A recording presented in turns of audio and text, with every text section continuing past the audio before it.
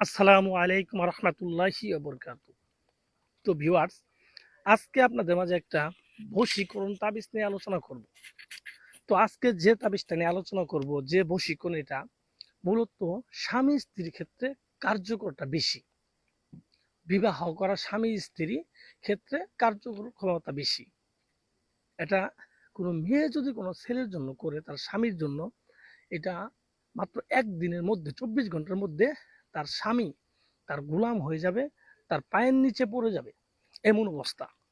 কারণ এটা যদিও বশীকরণ তাবিজ, কিন্তু এটা 100% কুফরি তাবিজ। যারা কুফরি করেন না, তারা এই তাবিজটা দেখারও দরকার নেই। কারণ এটা 100% একটা কুফরি তাবিজ, 24 ঘন্টার মধ্যে কাজ হওয়ার মতো একটা তাবিজ। আবার অনেকেই বলতে পারেন, আমার মেসেজ দিছে অনেকেই বা কমেন্ট করছে, বাবু ভাই আপনি অনেক তাবিজ দেন স্বামীকে বশ করার জন্য তাবিজ, তো আমার প্রেমিককে কি বশ করতে পারবো না? প্রেমিককে বশ করতে পারবেন যদি আপনি প্রেমিকের সাথে শারীরিক সম্পর্ক হয়ে থাকে পূর্বে। সেই ক্ষেত্রে আপনি এই তাবিজটা তার জন্য খুব দ্রুত কাজ করবে। তো ভিউয়ার্স, যারা প্রেমিক অথবা স্বামীকে বাধ্য করতে চান বা প্রেমিককে বিয়ে করার জন্য পাগল করতে চান, তারা আমার এই তাবিজটা ব্যবহার করে 24 ঘন্টার মধ্যে আপনার স্বামী অথবা প্রেমিককে নিজের গোলাম বানাইতে পারবেন, নিজের দাস বানাইতে পারবেন। দেশে থাকুক বিদেশে থাকুক কোনো সমস্যা নেই, যে কোনো জায়গার লোকের আপনি এটা করতে পারবেন। সে যদি দুনিয়াতে জীবিত থাকে তাহলে তার জন্য এটা করতে পারবেন। কিন্তু এটার মূল কথা হচ্ছে আপনাকে সঠিকভাবে করতে হবে। কারণ সঠিকভাবে না করলেও হবে না। ইউটিউবে অনেক কবিরাজ তান্ত্রিক আছে, বলতেছে 3 দিনের মধ্যে করে দিমু, 2 ঘন্টার মধ্যে করে দিমু, এই টাকা দেন, পয়সা দেন, এই এটা লাগবো এটা লাগবো। আসলে শুনেন, এগুলা মুখ দিয়ে বললে হয় না, এগুলো কুফরি কাজ।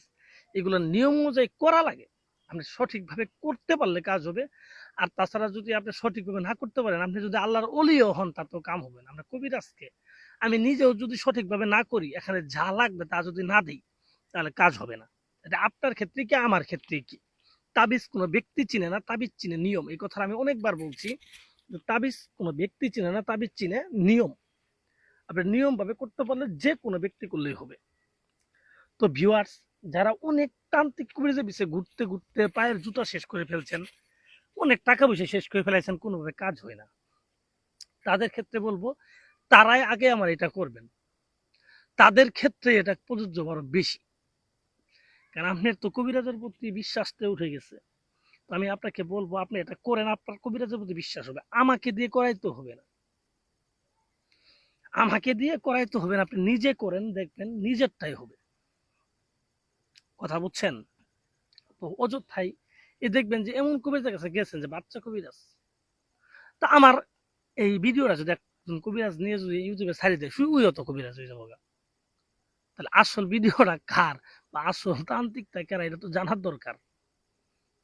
কথা বুঝেন নাই? তো যাই হোক, আমি কথা বাড়াবো না। যারা এই তাবিজটা করবেন, কিভাবে করবেন আমি আপনাদের বিস্তারিত বলি। যেহেতু এই তাবিজটা কুফরি তাবিজ, সেজন্য অবশ্যই এই তাবিজটাকে যে কোনো একটা শনিবারের দিন করা লাগবে।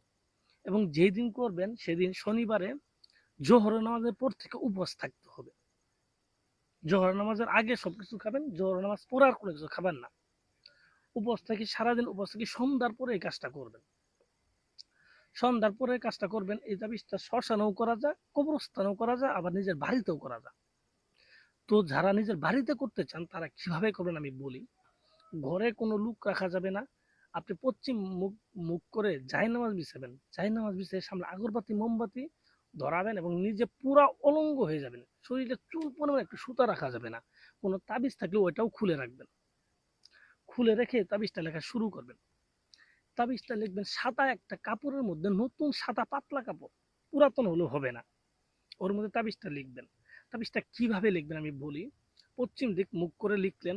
তাবিজটা সাদা কাপড়ের উপরে আপনার অবিবাহিত মেয়ের মাসিকের রক্ত এবং বিবাহিত মেয়ের বীর্য, এই দুইটা জিনিস মিশ্রিত করবেন। মিশ্রিত করে এর মধ্যে আপনি কুমকুম দিবেন। কুমকুম বাজারে পাওয়া যায়, অল্প একটু দিলে দেখবেন আঠা আঠার মতো রং হবে। সেই রংটা দিয়ে সাদা কাপড় উপরে লিখবেন, দেখবেন তাবিজটা হাসতেছে এরকম। এবং তাবিজটা লেখার সময় অবশ্যই যাকে করবেন তার কথা মনে মনে ভেবে করতে হবে।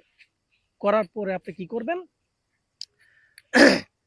তাবিজের নিচে অবশ্যই যাকে বশ করতে চান তার নাম আগে লিখবেন, তার বাবার নাম পরে লিখবেন, তারপর আপনার নাম, আপনার মায়ের নাম।